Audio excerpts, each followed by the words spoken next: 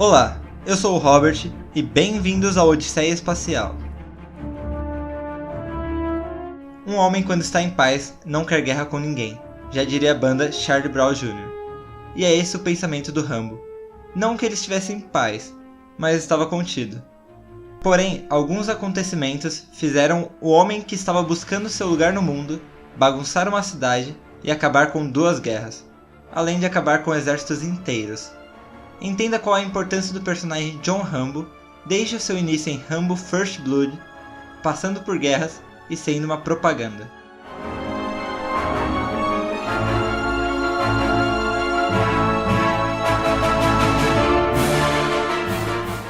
Em 1982, Sylvester Stallone estrelou e roteirizou o filme Rambo First Blood, que veio aqui para o Brasil como Rambo Programado para Matar.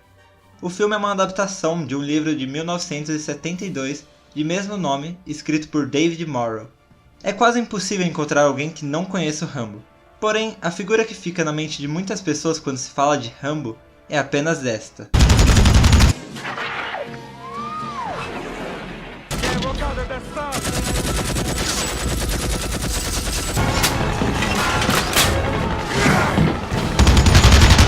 O Rambo que pode acabar com um exército sozinho, o soldado perfeito e sanguinário. Porém, essa pode ser uma parte do Rambo, mas ele vai muito além disso. O primeiro filme do Rambo é sem dúvidas uma obra-prima do cinema. A direção de Ted Kotcheff é espetacular e a atuação de Stallone como personagem principal ficou marcada para sempre. A história do filme fala muito sobre o contexto da época em que foi lançado. Tem como personagem principal um ex-boina verde, um soldado de elite, que voltou do Vietnã e nunca conseguiu se encaixar novamente na sociedade. Lembre como foi a Guerra do Vietnã. A suprema força dos Estados Unidos perdeu para os Vietcongs, que não tinham preparo algum ou armamento muito avançado. O exército americano foi derrotado com estratégia de guerrilha e foi humilhado pelos chamados fantasmas Vietcongs. Esse evento deixou uma marca até hoje não cicatrizada no orgulho americano. Afinal, eles estavam acostumados a vencer guerras, até muito maiores que aquela. E levando em conta também que uma boa parte do povo americano era contra a Guerra do Vietnã, a situação só piorava. Nesse contexto temos John Rambo, que nada mais é do que a representação do ex-soldado americano que voltou derrotado de uma guerra que muitos não apoiavam. Ou seja, ele é a imagem que o povo americano quer esquecer. É uma realidade dos veteranos de guerra que quando voltam dos conflitos não conseguem se adaptar ao próprio país. I worked as a war reporter for 15 years before I realized that I really had a problem. There was something really wrong with me. Isso tem 2 principais motivos. O primeiro é o preconceito. Como Rambo mesmo diz, ninguém quer lhe dar um emprego ou o mínimo de apoio. O próprio governo que o mandou para matar pessoas em outro país não lhe dá apoio. Muitas pessoas o enxergam como um monstro. Falam que ele é um matador de crianças e todo tipo de ofensa. Mas o pior é que algumas dessas ofensas são verdadeiras. E isso leva ao segundo ponto. Rambo tem que conviver com as memórias da guerra, mortes que ele causou e que assombram todos os dias. E principalmente, amigos que morreram por uma guerra perdida. As únicas pessoas que sabiam o que Rambo tinha passado. Ele ficou lá deitado gritando feito um louco, os pedaços dele por cima de mim, assim eu tive que empurrar ele. O meu amigo estava todo em cima de mim. Nesse ambiente no qual ele é totalmente desprezado, ainda há os que o tomam como louco. Alguns olham para ele como um maníaco homicida que pode a qualquer momento matar uma dúzia de pessoas. E é com todo esse preconceito que o delegado de uma pequena cidade decide provocar Rambo. Desde provocações verbais até agressões que acabam despertando as memórias horríveis das torturas que John sofreu. O primeiro filme do Rambo é exatamente sobre isso. Um homem com traumas incuráveis e sem ninguém querendo ajudar. As memórias da guerra são as piores coisas que o Rambo pode sentir. Ele aceita as agressões, mas quando tem seu psicológico abalado, é que ele decide reagir.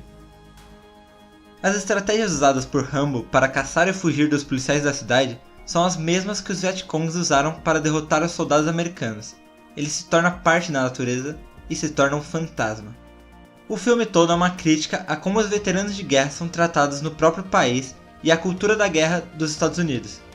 No livro, John Rambo se mata no final, depois da conversa com o Coronel Trautman. diferente do filme que Rambo acaba indo preso. Pessoalmente, eu prefiro o final do filme, que dá uma ponta de esperança para os veteranos de guerra. mas o valor do final do livro é muito grande, principalmente em forma de crítica.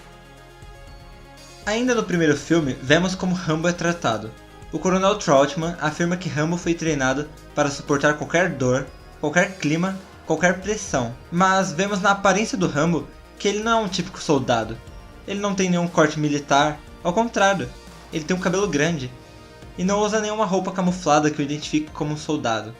Vemos então que John Rambo não é um super soldado por suportar qualquer coisa. Ele é um sobrevivente.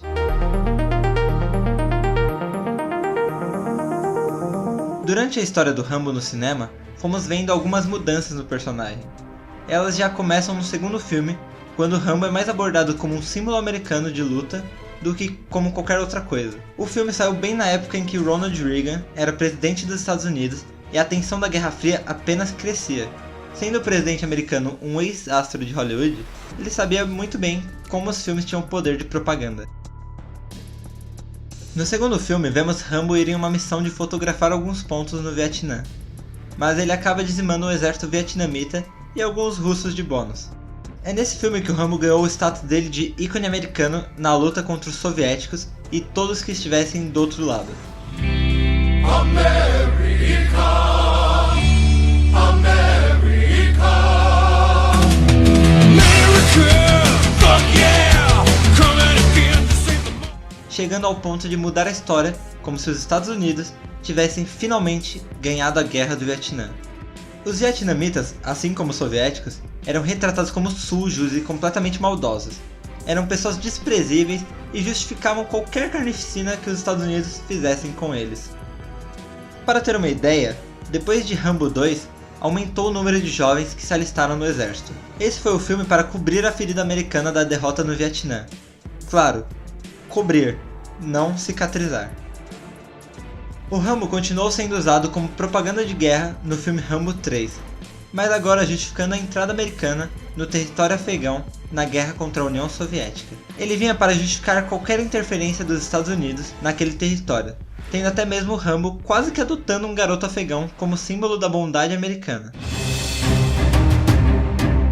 Não foram só os americanos que usaram o cinema como propaganda de guerra. A Alemanha durante muito tempo fez isso, a União Soviética também fez, e diversos outros países. Na verdade, o cinema sempre foi usado para disseminar determinados valores. É possível estudar sobre um determinado período apenas vendo os filmes que foram lançados na época. O caso do Rambo é um caso bem único, principalmente levando em conta as contradições do personagem, que começou como uma crítica à guerra e acabou se tornando uma propaganda dela. Mas uma coisa muito curiosa sobre John Rambo é a aparência. Como eu já citei antes, ele contraria as normas do exército, sendo um soldado rebelde. E se prestar atenção no visual do Rambo, ele é bem semelhante ao visual dos adeptos à contracultura dos anos 60, os mesmos que repudiavam a guerra do Vietnã e a cultura armamentista americana. Ele tem o cabelo longo, vive sem camisa e tem uma bandana. Como é dito no filme, a pior guerra que é travada não é a guerra do lado de fora, mas é a guerra do lado de dentro.